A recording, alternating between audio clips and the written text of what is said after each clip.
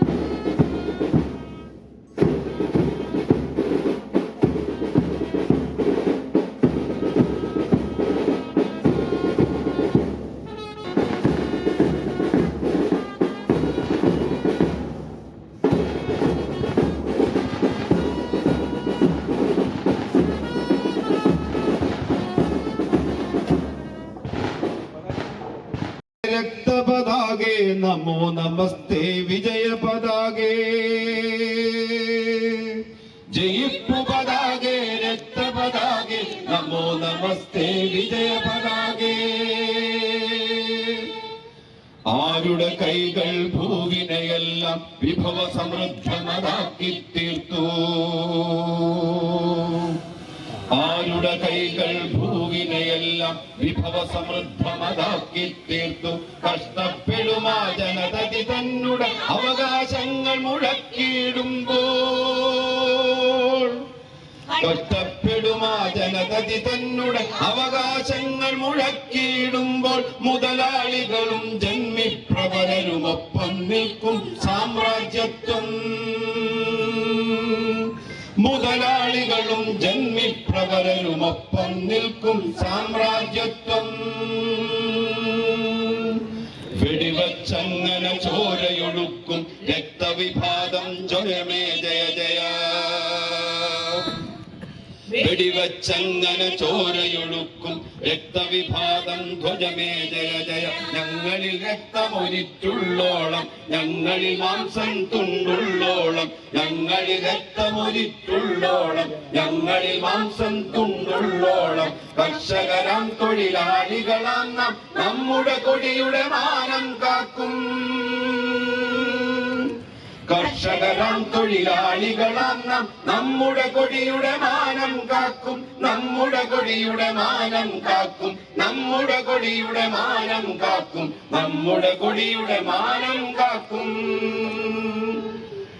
ജയിപ്പു പതാകെ രക്തപതാകെ നമോ നമസ്തേ വിജയ പതാകെ നമോ നമസ്തേ വിജയ പതാകെ നമോ നമസ്തേ വിജയ പതാകെ നമോ നമസ്തേ വിജയ പതാകെ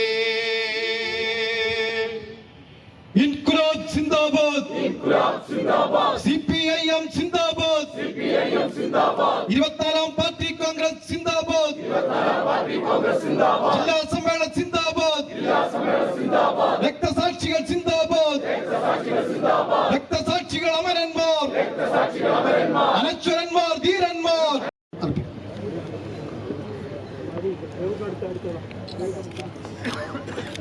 തുടർന്ന് കേന്ദ്ര കമ്മിറ്റി അംഗങ്ങൾ പുഷ്പചക്രം അർപ്പിക്കും.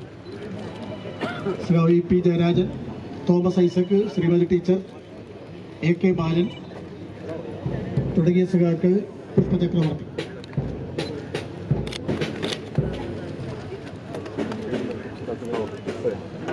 കേന്ദ്ര കമ്മിറ്റി സഖാക്കൾക്ക് ശേഷം സംസ്ഥാന സെക്രട്ടേറിയറ്റ് അംഗങ്ങളുടെ പുഷ്പചക്രം അർപ്പിക്കുന്നു.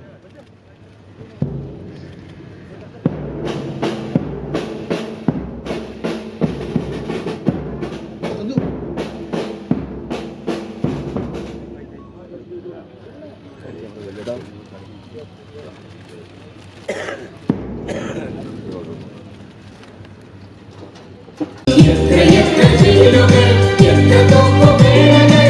the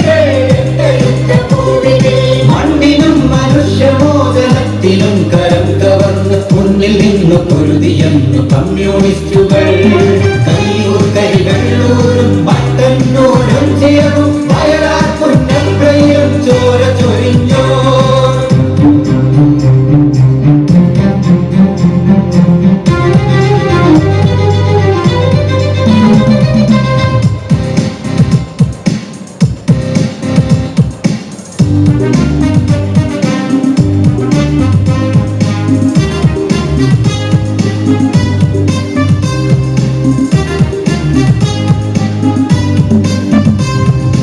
അവരുടെ രക്തത്തിൽ നിന്നൊരു കോടി കരുത്തന്മാർ അണിയണിയായി വന്നണഞ്ഞു സമരപഥത്തിൽ. അവരുടെ രക്തത്തിൽ നിന്നൊരു കോടി കരുത്തന്മാർ അണിയണിയായി വന്നണഞ്ഞു സമരപഥത്തിൽ. അവരാണ് കോഴിക്കോടിൻ ആകാശം ഭൂമിയും അരുണാഭമാക്കിടുന്ന ചെമ്പടയാളികൾ. അവരാണ് കോഴിക്കോടിൻ ആകാശം ഭൂമിയും അരുണാഭമാക്കിടുന്ന ചെമ്പടയാളികൾ.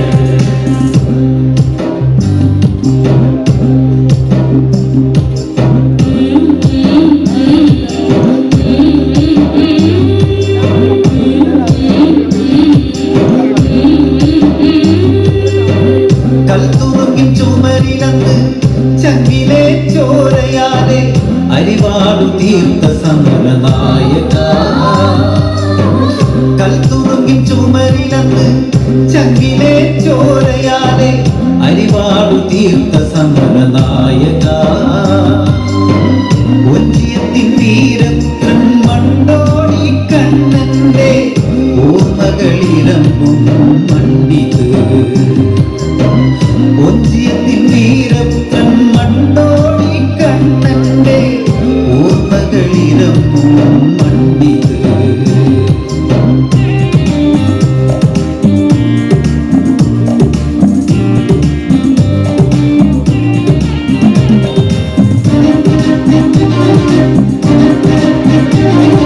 ചത്താലും ചെത്തും കൂത്താളി ഈ മണ്ണിൽ മരിക്കില്ല. വാക്പടാനന്ദൻ നയിച്ചൊരു പോരാട്ടം വാഴാവില്ല. ചത്താലും ചെത്തും കൂത്താളി ഈ മണ്ണിൽ മരിക്കില്ല. വാക്പടാനന്ദൻ നയിച്ചൊരു പോരാട്ടം വാഴാവില്ല. ആറമ്പത്തിൻ ചോരക്കൊടികൾ കേരളമാകെ ഉയർന്നപ്പോൾ പാവം പെട്ടവർ പാടി നാടും ജനഗാനം. ആറമ്പത്തിൻ ചോരക്കൊടികൾ കേരളമാകെ ഉയർന്നപ്പോൾ പാവം പെട്ടവർ പാടി നാടും ജനഗാനം. ഈ സമ്മേളനം വളരെയധികം പ്രധാനപ്പെട്ട സമ്മേളനമാണ്. അതിൻ്റെ പതാക ഉയർത്തൽ ചടങ്ങാണ് ഇപ്പോൾ ഇവിടെ നടന്നിട്ടുള്ളത്. കോഴിക്കോട് ജില്ലയെ സംബന്ധിച്ച് പരിശോധിക്കുമ്പോൾ കേരളത്തിലെ പാർട്ടിയുടെ ആദ്യ സെൽ രൂപീകരിച്ച ജില്ലയാണ്. ഇന്നത് പടർന്ന് പന്തലിച്ച് പ്രദേശത്ത് ഒരു ബ്രാഞ്ച് പോലും ഇല്ലാത്ത സ്ഥലം ഇന്ന് കോഴിക്കോട് ജില്ലയിലില്ല. ധീരരായ രക്തസാക്ഷികൾ ആവാതെ സമരങ്ങൾക്ക് മുമ്പിലും അടിപതരാതെ നിന്ന യോദ്ധാക്കളായ മറ്റു സഖാക്കൾ. അത്തരം നിരവധി സഖാക്കളുള്ള ഒരു ജില്ലയാണ് കോഴിക്കോട്. എണ്ണമറ്റ സമരങ്ങൾ നടന്നൊരു ജില്ലയാണ് കോഴിക്കോട് ജില്ല. അജണ്ടയാണ് വായിക്കുന്നത്. സഖാക്കളുടെ അംഗീകാരത്തിന് വേണ്ടി അത് അവതരിപ്പിക്കുക. 29/1/2025 8 മണി രജിസ്ട്രേഷൻ, 9 മണി താൽക്കാലിക അധ്യക്ഷൻ, 9:10 പതാക ഉയർത്തൽ, 9:20 സ്വാഗതം, രക്തസാക്ഷി പ്രമേയം, അനുശോചന പ്രമേയം, ഉദ്ഘാടനം, വിവിധ കമ്മിറ്റികളുടെ തെരഞ്ഞെടുപ്പ്, പ്രവർത്തന റിപ്പോർട്ട് അവതരണം, 1 മണി ഭക്ഷണം, 2 മണി മുതൽ 4 മണി വരെ ഗ്രൂപ്പ് ചർച്ച. വേദിയിലും സദസ്സിലുമുള്ള പ്രിയ സഖാക്കളെ, 2025 ഏപ്രിൽ മാസം മധുരയിൽ വെച്ച് ചേർന്ന 24ാം പാർട്ടി കോൺഗ്രസിന് മുന്നോടിയായി നമ്മൾ ബ്രാഞ്ച്, ലോക്കൽ, ഏരിയ സമ്മേളനങ്ങൾ പൂർത്തിയാക്കിയതിനു ശേഷം ഇന്ന് ജില്ലാ സമ്മേളനത്തിൻ്റെ പ്രതിനിധി സമ്മേളനത്തിലേക്ക് എത്തിയിരിക്കുകയാണ്. കേരളത്തിലെ പാർട്ടിയെ സംബന്ധിച്ചിടത്തോളം അതിൻ്റെ രൂപീകരണ കാലം മുതൽ കേരളത്തിൽ കമ്മ്യൂണിസ്റ്റ് പ്രസ്ഥാനത്തിൻ്റെ തിളങ്ങുന്ന അധ്യായമാണ് കോഴിക്കോട്. മലയാളികളെ മനുഷ്യരാക്കി മാറ്റുന്നതിൽ ചരിത്രപരമായി പങ്കുവഹിച്ച മഹാപ്രസ്ഥാനങ്ങളുടെയും മഹാമനുഷ്യരുടെയും കർമ്മഭൂമിയായിരുന്നു വടകര. ജാതി മത നാടുവാഴിത്ത വ്യവസ്ഥ പ്രബലമായിരുന്ന വടകരയിലും പരിസര പ്രദേശങ്ങളിലും സാമൂഹ്യ മാറ്റത്തിൻ്റെ തിരയിളക്കങ്ങൾ രൂപപ്പെടുന്നത് ഏതാണ്ട് ഒരു നൂറ്റാണ്ടുകൾക്ക് മുമ്പാണ്. രാജാധികാരത്തിൽ നിന്നും ജനാധികാരത്തിലേക്കുള്ള പരിവർത്തന പ്രക്രിയയ്ക്ക് ഗതിവേഗമൊരുക്കിയത് 1940-കൾ മുതൽ കമ്മ്യൂണിസ്റ്റ് പ്രസ്ഥാനമാണ്. വാഗ്ഭടാനന്ദനും ശിവാനന്ദ പരമഹംസരും 1920 മുതൽ മൊയ്യാരത്ത് ശങ്കരന്റെ നേതൃത്വത്തിൽ നടന്ന വടകരയിലെ ദേശീയ പ്രസ്ഥാനത്തിന്റെ പ്രവർത്തനങ്ങളും വടകരയിലെ പുരോഗമന ജനാധിപത്യ പ്രസ്ഥാനത്തിന്റെ ദിശാഗതി നിർണയിക്കുന്നതിൽ വലിയ സംഭാവനകളാണ് നൽകിയത്. പിന്നീട് ഏവർക്കും പ്രിയപ്പെട്ട കേളുവെട്ടൻ രൂപം നൽകിയ വടകരയിലെ ആദ്യത്തെ ട്രേഡ് യൂണിയൻ പ്രസ്ഥാനമായിരുന്നു ബീഡി സിഗാർ വർക്കേഴ്സ് യൂണിയൻ. ഈ യൂണിയന്റെ നേതൃത്വത്തിൽ 1946-ൽ 96 ദിവസങ്ങൾ നീണ്ടു നിൽക്കുന്ന സമരത്തിലൂടെയാണ് മലബാറിൽ ആദ്യമായി തൊഴിലാളികൾക്ക് ബോണസ് നേടിയെടുക്കാൻ വേണ്ടി സാധിച്ചിട്ടുള്ളത്. ഇതിനു പുറമെ ഐക്യ ട്രേഡ് യൂണിയന്റെ നേതൃത്വത്തിൽ നടന്ന നിരവധി പോരാട്ടങ്ങൾ, കൂത്താളി സമരം ഉൾപ്പെടെയുള്ള കർഷക സമരങ്ങൾക്ക് വടകരയിലെ കർഷക പ്രസ്ഥാനം നൽകിയ സംഭാവനകൾ വലുതാണ്. രാഷ്ട്രീയമായും സാമൂഹികമായും വടകരയെ ഇളക്കി മറിച്ചത് 1930-ലെ ഉപ്പ് സത്യാഗ്രഹവും 1931-ൽ നമ്മൾ ഇന്ന് വടകര സമ്മേളനം ചേരുന്ന ഇതേ സ്ഥലത്ത് വെച്ച് നടന്ന കോൺഗ്രസ് സമ്മേളനവുമായിരുന്നു. 1931 മെയ് 4-5 തീയതികളിൽ ജയംസൻ ഗുപ്തയുടെ നേതൃത്വത്തിൽ നടന്ന സമ്മേളന നഗരിക്ക് മലബാർ കലാപവുമായി ബന്ധപ്പെട്ട് ജയിലിലായിരുന്ന MP നാരായണ മേനോനോട് ഐക്യദാർഢ്യം പ്രഖ്യാപിച്ചായിരുന്നു ഈ സ്ഥലത്തിന് നാരായണ നഗർ എന്ന പേര് നൽകാൻ ഇടയായിട്ടുള്ളത്. 1939 ഡിസംബർ 29-ന് മണ്ടോടി കണ്ണൻ സെക്രട്ടറിയായ ഒഞ്ചിയത്തെ കമ്മ്യൂണിസ്റ്റ് പാർട്ടിയുടെ ആദ്യ സെൽ രൂപം കൊണ്ടതോടെ വർഗബോധത്തിൻ്റെയും പോരാട്ടവീര്യത്തിൻ്റെയും പുതുവഴിയിലൂടെ വടകര നീങ്ങിയത്. മണ്ടോടി കണ്ണന്റെ നേതൃത്വത്തിൽ രണ്ടാം ലോകമഹായുദ്ധത്തിനെതിരെ 1940 സെപ്റ്റംബർ 15-ന് കർഷകരുടെയും തൊഴിലാളികളുടെയും നേതൃത്വത്തിൽ നടന്ന പ്രതിഷേധ ജാഥ പോലീസ് ഭീകരമായി നേരിട്ടു. ആ ഭീകരാന്തരീക്ഷത്തെ രക്തത്തിൽ കുളിച്ച വടകരയിലെ ആദ്യത്തെ ബഹുജന സമരമായിരുന്നു ഇത്. പോലീസ് മർദ്ദനത്താൽ ലോക്കപ്പ് മുറിയിൽ തളം കെട്ടിയ സ്വന്തം ചോര കൊണ്ട് ജയിൽ ഭിത്തിയിൽ മാനവ വിമോചനത്തിന്റെ ചിഹ്നമായ അരിവാളും ചുറ്റികയും വരച്ച് ഉദാത്തമായ കമ്മ്യൂണിസ്റ്റ് ബോധം പ്രകടിപ്പിച്ചത് ഇതേ മണ്ടോടി കണ്ണൻ ആയിരുന്നു. രാജ്യത്ത് കേന്ദ്രീകൃതമായ ഭരണ സംവിധാനം കേന്ദ്രത്തിലുള്ളതാണ്. എന്നാൽ സംതൃപ്തമായ സംസ്ഥാനങ്ങളും അതേ ഭാഗത്ത് നിലനിൽക്കുന്നു. ഇവിടെ സംസ്ഥാന സർക്കാരുകളുടെ അധികാരം ഇല്ലാതാക്കുന്നു. കേന്ദ്രത്തിന്റെ നയം രാജ്യത്താകെ അടിച്ചേൽപ്പിക്കുക. ഇതാണ് ഇപ്പോ കേന്ദ്ര ഗവൺമെന്റ് ചെയ്തുകൊണ്ടിരിക്കുന്നത്. അതില് അവർ പ്രധാനമായും കേന്ദ്രീകരിച്ചിട്ടുള്ള ഒരു മേഖല വിദ്യാഭ്യാസത്തിൻ്റെതാണ്. വിദ്യാഭ്യാസത്തെ വർഗീയവൽക്കരിച്ചാൽ ഭാവിയിൽ രാജ്യത്തെ ആകെ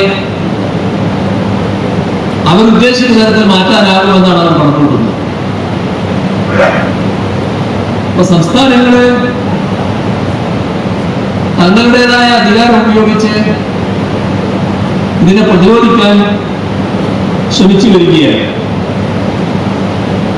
ഫെഡറൽ സംവിധാനം പൂർണ്ണമായി തകർത്താൽ സംസ്ഥാനങ്ങളുടെ അധികാരം പൂർണ്ണമായി ഇല്ലാതാക്കാം. ഇതാണ് കേന്ദ്ര ഗവൺമെന്റ് കണക്കുകൂട്ടുന്നത്. ഇപ്പോൾ ഫെഡറലിസത്തിനെതിരെയുള്ള ശക്തമായ നടപടികൾ നീക്കൊണ്ടിരിക്കുകയാണ്. ഇവിടെ സംസ്ഥാന സർക്കാരുകളുടെ അധികാരം ഇല്ലാതാക്കുക, സ്റ്റേറ്റ് ലിസ്റ്റിൽ നിലനിൽക്കുന്ന വകുപ്പുകളുണ്ട്, അവയെ കണ്ടറന്റ് ലിസ്റ്റിലേക്ക് കേന്ദ്ര ലിസ്റ്റിലേക്ക് മാറ്റുക. ഇതൊക്കെ കേന്ദ്ര ഗവൺമെന്റ് ഇപ്പോൾ ചെയ്തുകൊണ്ടിരിക്കുകയാണ്.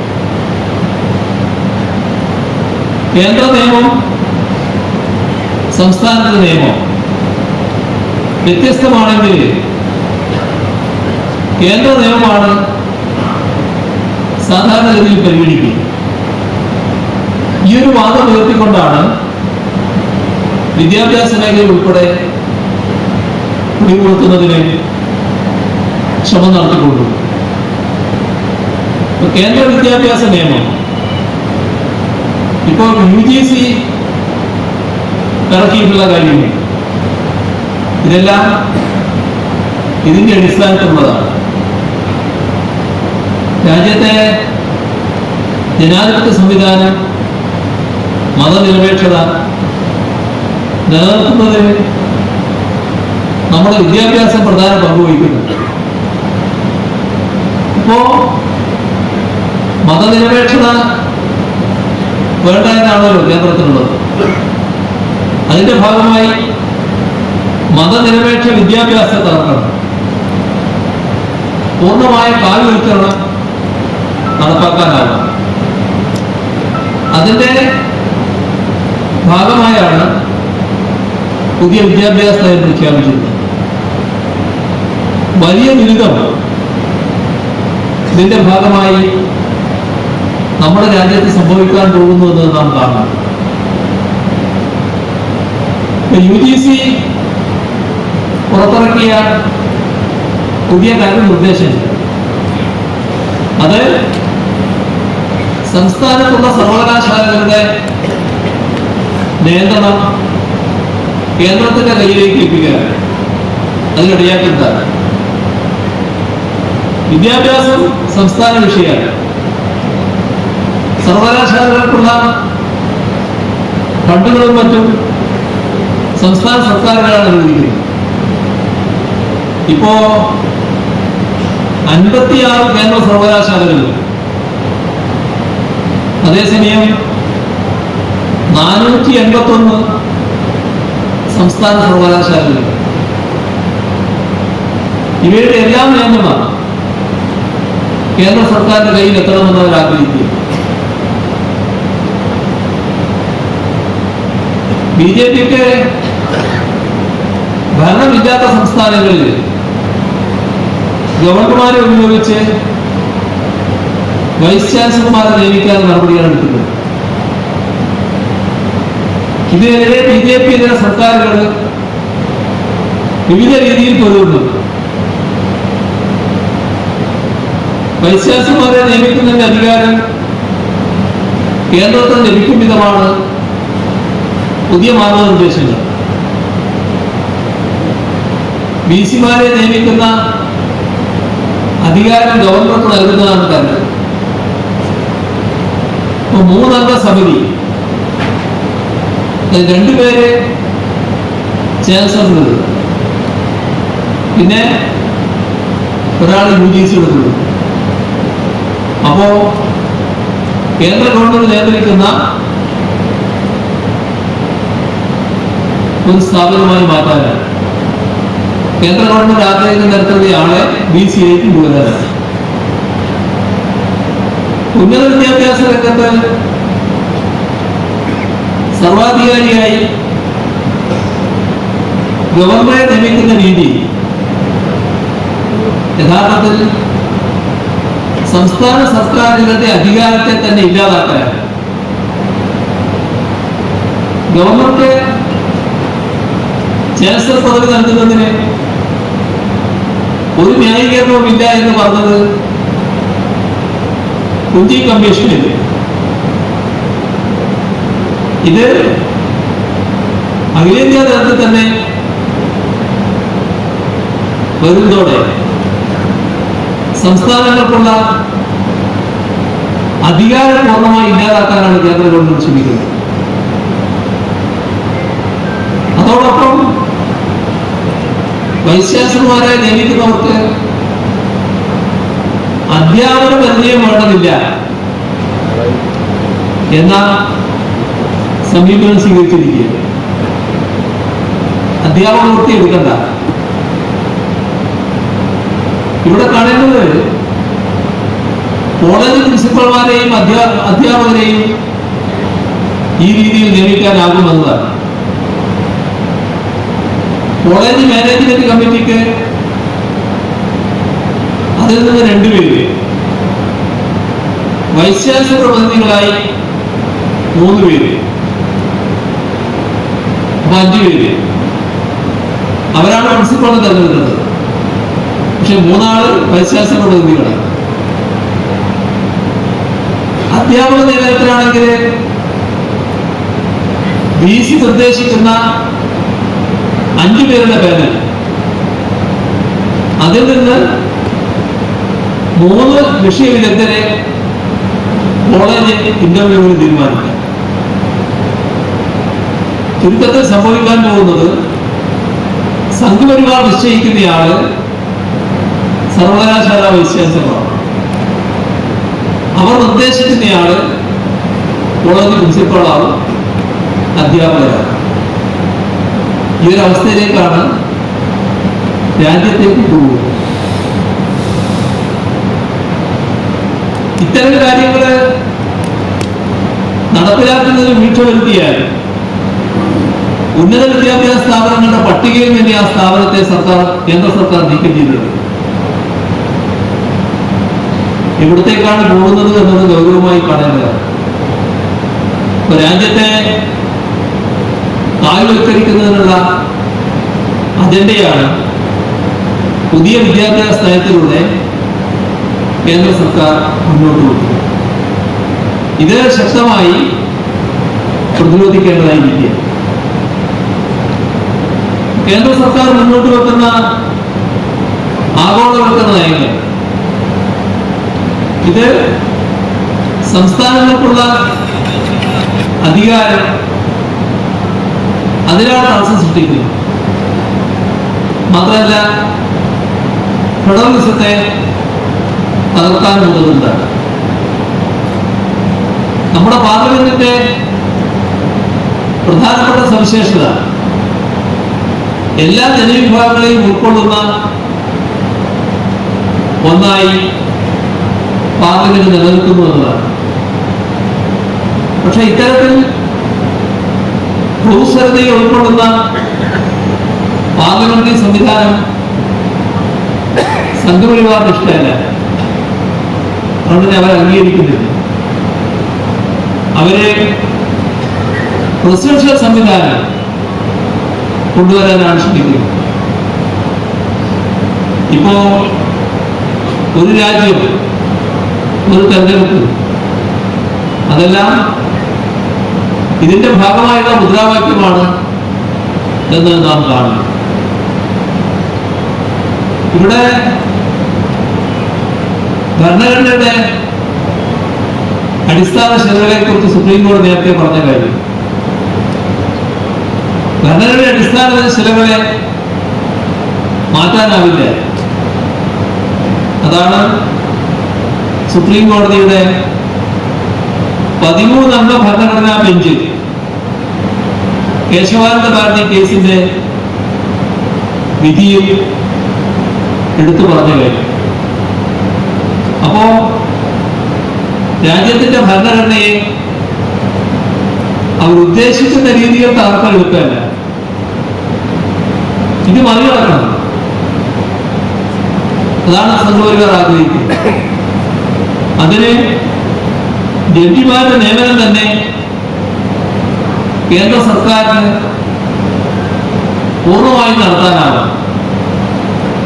അതിനുള്ള നിർദ്ദേശങ്ങളാണ് ഇപ്പോൾ സംഘപരിവാർ മുന്നോട്ട് വെക്കുന്നത്. അതിനുള്ള നീക്കങ്ങളാണ് നടത്തിക്കൊണ്ടിരിക്കുന്നത്. രാജ്യത്തിന്റെ ഐക്യവും അഖണ്ഡതയും, അതിൽ പ്രധാന പങ്ക് ഫെഡറൽ സംവിധാനത്തിനുണ്ട്. ഈ ഫെഡറൽ സംവിധാനം ദുർബലപ്പെടുത്തുമ്പോൾ സംസ്ഥാനങ്ങളുടെ അധികാരമില്ലാതാകും, രാജ്യത്തിന്റെ അഖണ്ഡതയും ഐക്യവും തകരുന്നതിനിടയാകും. ഇത്തരമൊരു സമീപനം ഒരുപാട് ഭാഷയും വിവിധ സംസ്കാരങ്ങൾക്കുള്ള നമ്മുടേതുപോലെ രാജ്യത്ത് നടപ്പാക്കിയാൽ രാഷ്ട്രമെന്ന നിലയിലുള്ള അതിന്റെ നിലനിൽപ്പ് തന്നെ അപകടത്തിലാകും. നാം കാണേണ്ട ഒരു കാര്യം, ന്യൂനപക്ഷ പരിരക്ഷ അത് മതനിരപേക്ഷതയുടെ ഭാഗമായുള്ള കാര്യമാണ്. ഇവിടെ ന്യൂനപക്ഷങ്ങളെ രണ്ടാംകിട പൗരന്മാരായി മാറ്റുന്നതിനുള്ള ഇടപെടലാണ് നടന്നുകൊണ്ടിരിക്കുന്നത്. രാജ്യത്തെമ്പാടും വ്യാപിച്ചിരിക്കുന്ന ന്യൂനപക്ഷ വേട്ടകൾ അതിലേക്കാണ് വില ചൂണ്ടുന്നത്. മുസ്ലിം ന്യൂനപക്ഷങ്ങൾക്കെതിരെയാണ് വ്യാപകമായ ആക്രമണം. എന്നാൽ മുസ്ലിം ന്യൂനപക്ഷത്തെ മാത്രമല്ല, ക്രിസ്ത്യൻ ന്യൂനപക്ഷങ്ങൾക്കെതിരെയും ആക്രമണം വ്യാപിപ്പിക്കുകയാണ്. ഒരു ഭാഗത്ത് ന്യൂനപക്ഷ ആക്രമണം, വേറൊരു ഭാഗത്ത് ദളിതുകൾക്കും സ്ത്രീകൾക്കുമെതിരെയുള്ള ആക്രമണങ്ങളും വ്യാപകമായി വരികയാണ്. ഇതിന്റെ കൂടെ കാണേണ്ട ഒരു പ്രധാനപ്പെട്ട കാര്യമാണ് കേന്ദ്ര സർക്കാരിന്റെ നയത്തിന്റെ ഭാഗമായി കോർപ്പറേറ്റ് ശക്തികളെ പീഡിപ്പിക്കൽ, വലിയ തോതിലുള്ള അസന്തുലിതാവസ്ഥ സൃഷ്ടിക്കൽ, നമ്മുടെ രാജ്യത്തിന്റെ സമ്പത്തിന്റെ 40% ജനസംഖ്യയുടെ 1% ഉടമസ്ഥതയിലാണ്.